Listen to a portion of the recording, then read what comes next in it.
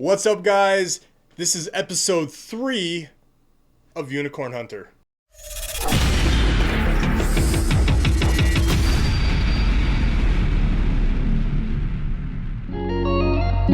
I'm Chris at Luxury Cigar Club, and I'm really excited to bring you guys another episode of Unicorn Hunter. Last week we saw Ben check out a really amazing cigar, the Byron Grand Poemas with extra age. I think it was a vintage 2016, so that was a really exciting cigar. And I'm like, I gotta top that. I gotta do something more exciting.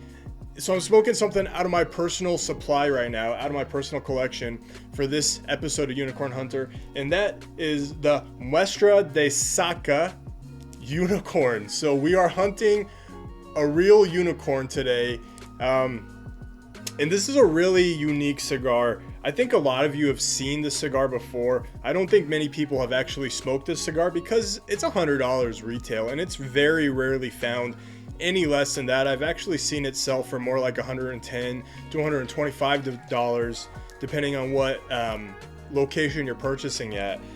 So I'm gonna get this unwrapped and get into the cigar.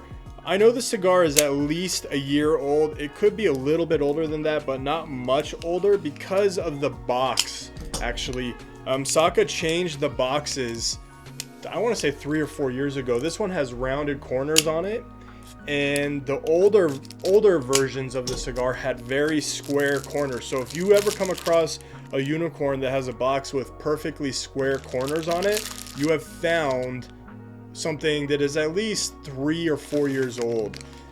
So it's probably worth a buy just because they're old and rare. The Saka unicorns come in coffins. Each one of them is in its own coffin, and they actually come in master trays of 7 cigars, but they are sold as a single unit. And that's what we have here today, is a Saka unicorn.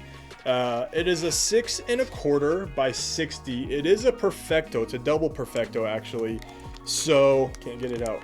So it tapers on both ends of the cigar. Let me get it out of the cellophane so you guys can see.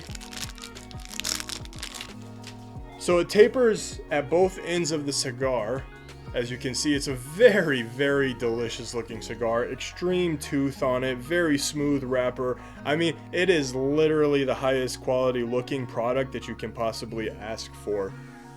But it is a 6 1/4 by 60, and the 60 is at its widest spot here. It looks like it goes all the way down to maybe a 38 or a 40 on both sides. So there is a lot of transition in this cigar. The story behind this cigar is really unique. Let me find a cutter here.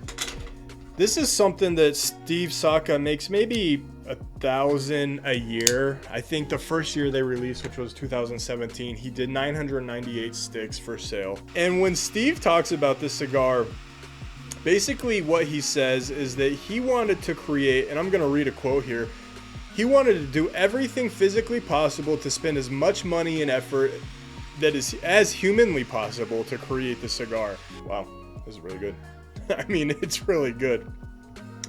Anyway, so Steve, basically the concept behind the cigar was to make the most ridiculous thing he possibly could.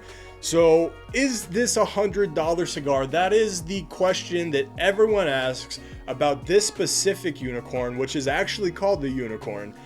Is it a $100 cigar? And just like I said last time, yes, it's a $100 cigar. Is it worth $100?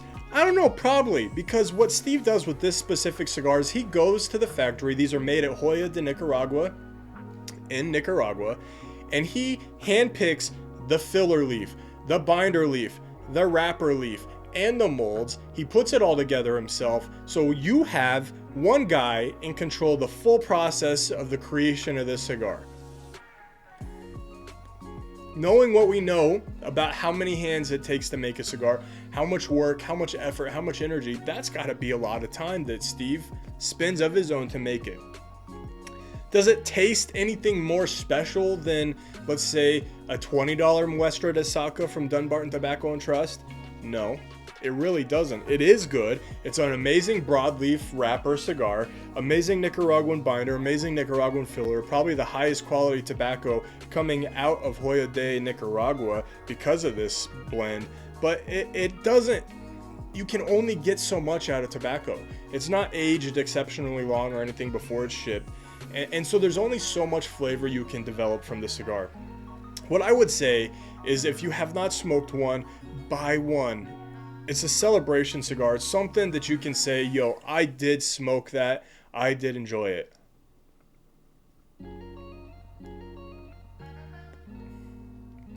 I mean, flavors on it, very sweet.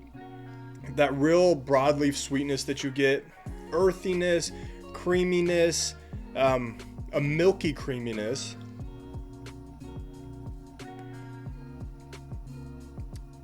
A really nice floral note.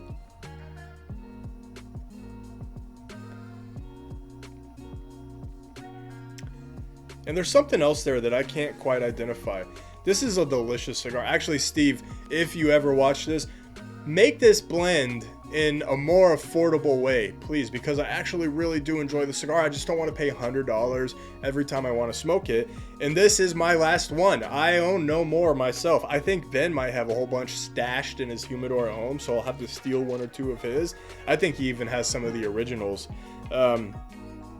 Overall, this is a unicorn. It's $100. They make 1,000 a year. I don't even think they released 1,000 in 2021, and none have been released in 2022 yet.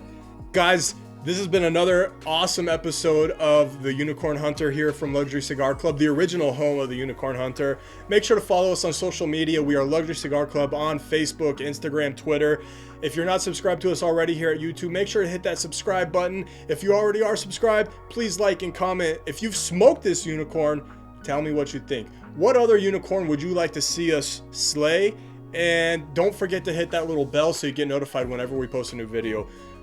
Thank you guys so much for watching. I'm Chris with Luxury Cigar Club. I'll see you next time.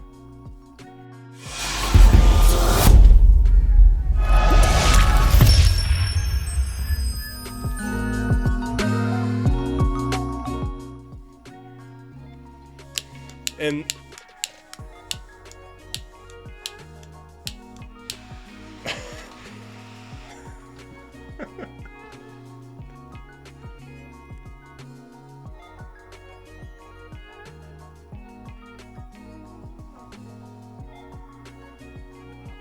right? It's really sweet.